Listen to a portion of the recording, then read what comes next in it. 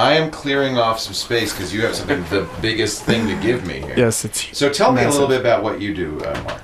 I am a custom woodworker turned podcaster, video podcaster, and primarily now we just make woodworking videos, training videos in sort of a new vein, not the old. I have one of your DVDs. It's great. Yeah, the I have the varnishing one. right, exactly. Finishing one. Mm-hmm. I guess, yeah. So we have branched off into DVDs and things like that, but basically just a new perspective on woodworking, something that's clearly very old. And I think the name The Wood Whisperer says it all. that's kind of a trendy thing these I days like to it. put wood. I think Nicole whisperer. thought that up somehow. Did Nicole think that up? My brother actually, but Your brother? every other great idea is Nicole's. Nicole is the Just so we get that out of the way. the PR person behind the scenes. Right. Can we see her? Wave, Nicole. You're kind of there. Hi. The other way. Your head is covered by a twit. Oh. Lean to your right. Lean to your right. There's a There you twit go. to your left. There you are. There she you is. are. You came up this way because your mentor is from here. Yes, the gentleman's name is David Marks, and he, some people may know his woodworking show that's on television. He's been on HGTV and DIY. And a few years ago, I had a great opportunity to work with him, and he was part of my inspiration for moving from my previous career into woodworking. So Wow. What was your previous career? I was in biotech. I knew it was a tech thing Yeah. of some kind. Yeah. Biotech. Mhm. Were you stirring up little vessels of bugs and things? I was What were you doing? playing with DNA primarily. Really? Yeah. Recombinant? Most of the time. Wow. When it didn't, you just threw it away and started over.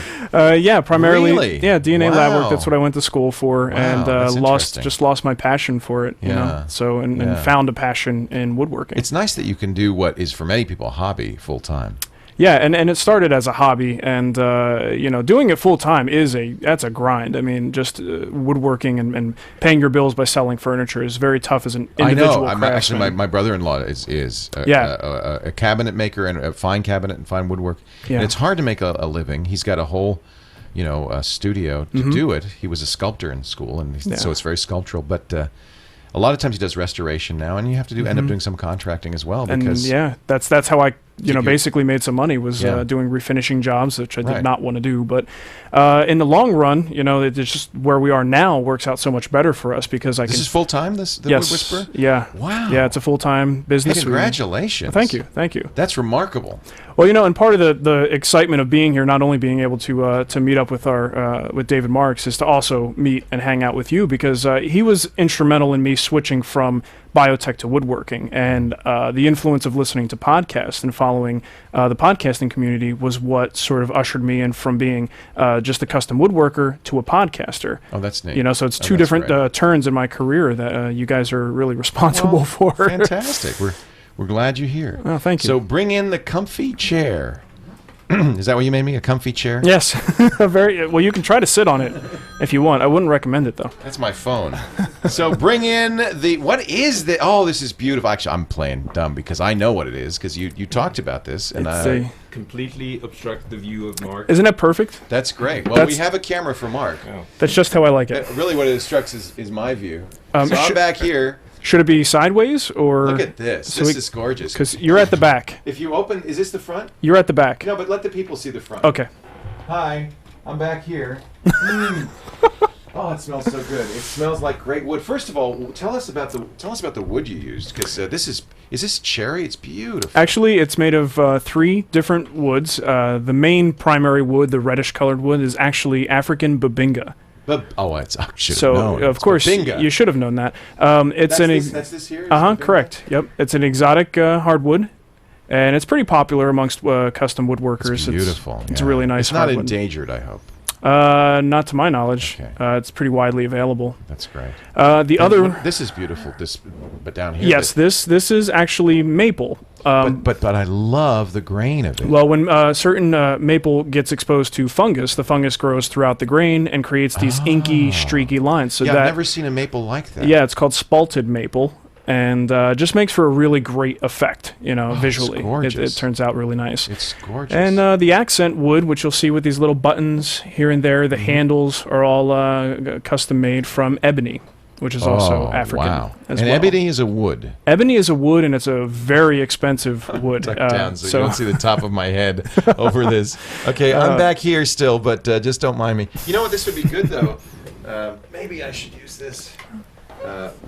This will be handy because when you can't be seen behind a fine, what do you call this device? A gadget station. A fine gadget station. It's always good to have a surrogate there for you. So perfect. Yeah, this is good. So tell us more about the. I'm much more comfortable talking to a puppet, I have to say. Tell us more. Hey, how are you down there? Tell us more about this. So this is Babinga. Yes. It is ebony. Ebony. And it is spalted maple. Spalted maple, correct. Wow. Now on the back, it's what I really like about you, Mark, is that most people would ignore the back here. Oh no. But you didn't. Never. I mean, this is going to be against a wall, but look at this. Is this bird's eye maple? That is curly maple. Curly maple. Mm-hmm. Wow. Well, the other thing was, the bottom line is when you make a piece of furniture, if you have access to the really nice woods, even the most basic piece of furniture can be just an exquisite piece if you include really nicely figured wood. So even though it's the back, it's something to look at. It is just spectacular. That is beautiful. Now the back actually is important on this particular piece. Can correct. you tell us what's going on? Yeah, it's an integral part of the function. Should I open the doors here, or does that make a difference? Ahead. Okay, in the back, we have 3 shelves for the most part on the inside. There he is. That's scary. We've got 3 shelves here that are mainly intended for your iPod, iPhone, cameras, small devices. And you want to run the cords. Well, here's a camera. Okay. Here, put that on there. Great. And then here we have an iPhone, so we gotta do that. Yeah, there you go. Okay, that'll go on shelf number 2. That's another small device. Here's an iPod. You want an iPod? Yes, let's load it up. We happen to be pretty well connected here. What the heck? Now, the point of this, though, is that the cord goes through the back, right? Yes, correct. So where is the iPhone? This is the cord. The iPhone is right here. So let me feed you the cord to the iPhone. So that's coming in through the back here. Yes. And this will hook up. Everything can hook up to power it up and so forth. Yeah. Oh, look what you did. So the bottom shelf. Not only do you have a large entry here, there's enough room for the cable to go underneath. And not only that, these are held in place with a magnet. So if you have something really large, look at that. You could remove is so thoughtful. That particular panel. Look at that. Incredible. So that just goes back in place. Magnet holds it in there, and the gadget can just slide to where it needs to go. Oh. Now, on the bottom is the storage place for, some sort of adapter or surge protector, one of those little squid units. So that's where I'm going to put the power supply so that I can plug the cords all into this bottom piece. You got it. Yeah, and so it's all in one place. Plug it. I don't know if you can really see the bottom, but it's just another shelf below that. Just an open shelf, and it's it's wide open in the back with no back panel other than this to hold them from falling out. And that way heat can escape and just kind of go up through the back. And I gotta say, you can't see this very well, but I'll take a picture of it. I love the signature on it and everything. How do you do? Is that with like a wood burning pen? Or? Yeah, I just trace it on there with a pencil first, and I use a wood burning pen to sign my name. It's really that makes it extra special. I like the kind of the design is almost chinoiserie. It's a little bit of a Chinese kind of a design. Yeah, what's interesting is it's sort of not that far off from the design of the studio here. It fits so perfectly, and you it's going to live here. I hope so. This is where it's going to absolutely I hope live. so. Yeah. I hope so. Yeah, it's the studio here is in the Craftsman style, and something that sort of sprung out of the Craftsman style is known as the Green and Green style, where the Green brothers took more of the classic straight lines of the Mission style and decided to bring a little the Asian influence into it. I see what you're saying. The things like these pieces are instead of in the Craftsman style, they've been very square. Yes, exactly. Instead, they're curved and they're really lovely. Yeah. So I took a little creative liberty with it. These finger joints and the plugs on the side are a really nice detail. I wonder if I could turn it around so people can see that. Yeah, that's one of my favorite parts about it. Let's rotate that around a little bit. You can see it. You can see it here, and then I'll show you on this side too, where it might be a little bit better lit. So point it out so we can see what we're looking at. You basically have one finger that goes in here. This would sort of be the male of the joint, and this is the female. So this shelf is kind of tongue and grooved into. Yeah, in a way. And below these little ebony caps is a screw, and that just is extra reinforcement to hold it in place. But this sort of protruding joinery, exposed joinery like this is really a classic hallmark of the Green and Green style. So the legs themselves are a little bit of my interpretation of where I wanted to go with it. I guess if you want to use the word artistically, but I love it. And I have to say there is a little bit of Azeroth in this. Yes, I don't know if that was intentional. Well, it wasn't, but I'm a huge fan of Tolkien. Obviously, a huge fan of Warcraft, and someone emailed me and said, the legs at the top look like the thing that holds the Eye of Sauron. Oh, and I was like, you know what? Maybe that's something. It could be that. I could have a giant globe up here. But there's also a little, kind of Azeroth castle feel to it. Absolutely, It's just really amazing. And I guess you can't be a fan of things like that without it leaking into your creative energy. So maybe that's what I did and just didn't realize it. So that's interesting. So at this stage in your career, you're good enough that you can visualize something and make it so. Yeah. Do you draw it out? How do you do it? I do. I actually have a very technical way of doing things. I use Google SketchUp. Really? Which is a so you simple, know at 3D what it's going to look like. Yeah. And if you have something, that you haven't made before, it's a brand new idea, you don't really know what the proportions are going to be, you need to have a scale model to be able to say, is it tall enough and is it wide enough? So I use SketchUp for the basic aspects of the project, but then after that it's all hand sketches to get the curvature and things like that. So let's sit where we have a little more light here because I turn this camera up so people can see how... Oh, wow, look at that. Devices are sitting in there, and we can really get a look at this. So with something like this... the inside of the doors. Yeah, I mean, every detail. This was something, honestly, at this point, is probably the piece that I'm the most proud of. So. Oh, wow. I'm awfully flattered that you're going to give this to me. You sure you don't want to take it back with you? Wow. No, I mean, if I could build another one, if I had enough time, I would. But this was enough. Gorgeous. This kept me busy for a while. I was going to say, we've been talking about this for quite some time. And Nicole was very kind. She said, well, are there any woods that you would prefer? And I don't know. I don't know. Well, but I did say babingo. I believe, didn't I say babingo? I believe I said babingo. No. And ebony, and look at that. I didn't know about the spalted maple. I thought, how about a little bit of ebony in there while you're at it? Ebony, ivory. It's gorgeous. Look at the little touches with the covers, the ebony covers. Are those screw covers, or are they just on the doors? They are not for screws. They have there's a peg in there, a wooden peg that holds the tenon in place. Oh, that's great. So I mean, this was a spare no expense kind of project, but nothing but the best for Leo. Well, let me buy it from you anyway. So no, not at all. I mean, that is just gorgeous. Look, the thing is, I think, I've got a lot. We've had a lot of influence from you in both Nicole and my career and the direction that our business is going. And I'm gonna cry. Holy cow! I mean, I'm serious. I've received some gifts in the past, but never anything like this. No, well, I'm honored that you like it. I think it's hopefully will work for you. I have a lot of gadgets, but I think there's enough room on Well, the bottom line is I did sacrifice, if I had to choose beauty or functionality in this piece, I did fall on the side of beauty for some things because I did not want to sacrifice the overall look. But the bottom line is when those doors are closed, you cannot tell that it's a Gadget locker. No. It's totally gorgeous. It's a piece of furniture. And if anybody needs something like this, it is I. I mean, I have far too many gadgets, and my wife already hates me for the little blue lights blinking in the bedroom. So, but if you have this housing everything, it's a little easier to get the spousal approval. You know what is going to be hard? She's going to want me to take this home. I'm not taking it home. I'm going to leave it here.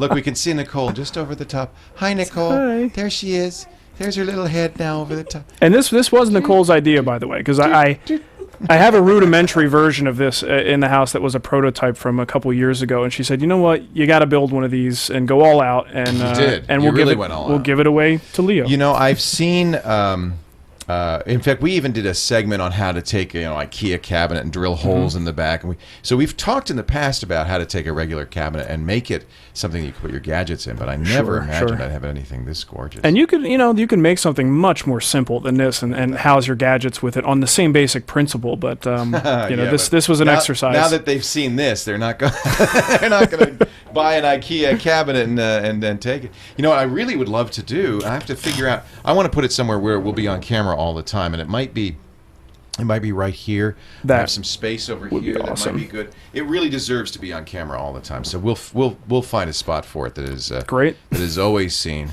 And people should go to thewoodwhisperer.com, thewoodwhisperer.com. Do you have the plans on there for it, or No, this was one that I just let my imagination go wild, and if I put plans up, then I have to be responsible for them being correct. So I stayed away from that. how do you make something like these lintels here? Are they? The legs themselves? Do you lathe them? No. They start as a big giant block of wood. And you just plane them in? Well, basically, I use a bandsaw to cut out the main curves, and then I finesse the curves with hand tools just to smooth them out, get them exactly even with each other. But the primary cuts are made with a bandsaw. But can we see this? Are there videos of you making this? Yes, we're actually we're a little bit ahead of the videos right now, and as far as real time goes, we're on episode 7 of the series. So I probably have about 3 more episodes before it's completely done, but it's in process right now. So it's on the website. My last 7 videos were dedicated to the building of this project. So go to thewoodwhisperer.com and you can watch Mark actually start to finish. Wow, you know what I have to do is I have to get all of those on a hard drive or a thumb drive and put it in here so that when my progeny inherit this, there you go. You can see how it was made. How it was made. I mean, I think there's a real story to be told. Yeah, I plan on putting a DVD out that just kind of compiles them all. So we'll just send you one. Oh, good. Yeah, I'd really love to have that. Definitely. Mark and Nicole, you're really too kind. This is the most gorgeous thing I've ever seen. Well, I got to tell you, it is a dream come true for not just me, but Nicole. She has been a fan of yours for a long time. ZDNet days? Yeah, really? Than I've known you. ZDTV days? Longer than you've known Mark? Oh, yes. This was, she was in high school, I think, when she introduced me to your show. Oh, that makes me feel good. So. She was 11 years old when she first started watching me on TV. There you go. I grew up with you, Leah. So I'm back here. Hello. This is just, I should just leave it here. Forget it. From now on, every show, I'm going to be perfect. behind it. Oh, you can always peek through when you need to, so just pull those out. That's good. Yeah, just take these out. That's good.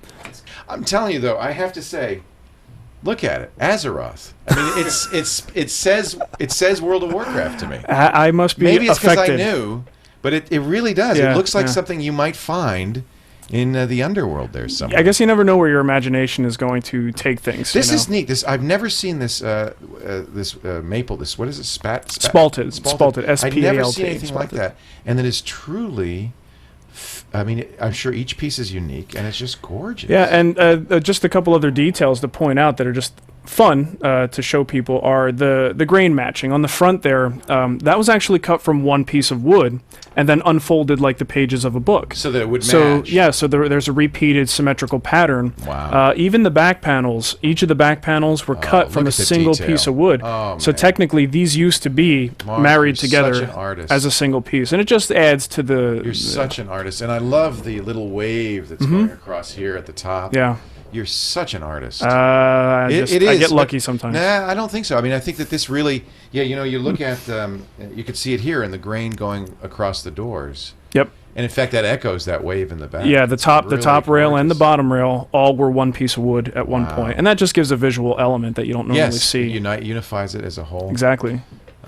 Wow. And the finish on this, how do you finish these? You know, I believe in a very simple finishing method. I don't want to overcomplicate it. So it's just a straight wiping varnish. So it's regular varnish. It's been diluted. I have the DVD that does that. That's exactly why we made that, to show people how easy it is to do. DVD. Yeah. Yep. You know, I grew up, my mom and dad, we lived in an old house, 300-year-old house, and they refinished it to style and refinished all the antiques, and I spent my life growing up going to antique stores and then having to strip the paint off these things, refinish them. I've spent a lot of time with this kind of stuff, and this will be something that will last hundreds of years. You must feel good about that. The things you're making are really designed to last for centuries, many generations. And that's the thing. A lot of woodworkers talk about exactly that building these things yourself, you're building something that's going to outlast your lifetime and several lifetimes, and that's part of the joy of doing it, is to leave a legacy behind when you're not here anymore. Yeah, isn't that amazing? Well, Dane, I'm thinking it should go kind of maybe over here. We'll have to think about where the space would go, but I think right here would really be nice, and you'd see it every time. That would be so awesome. We could actually have its own camera. We'll give it its own camera. The Gadget cam. Every once in a while, we'll just go to the Gadget cam. What's in the Gadget cam today? Mark Spagnolo. I always want to say Spagnolo, given the Italian. Mark Spagnolo is the Wood Whisperer, thewoodwhisperer.com, and you can watch him make this beautiful Gadget cabinet on the show. Thank you, Mark. Thank you, Nicole. Thank you for the opportunity. We You guys are really great. appreciate it. Really appreciate it. Thank you. All right, hang around, folks, because we're going to do more. Callie Lewis is here, and we'll talk with her in just a bit.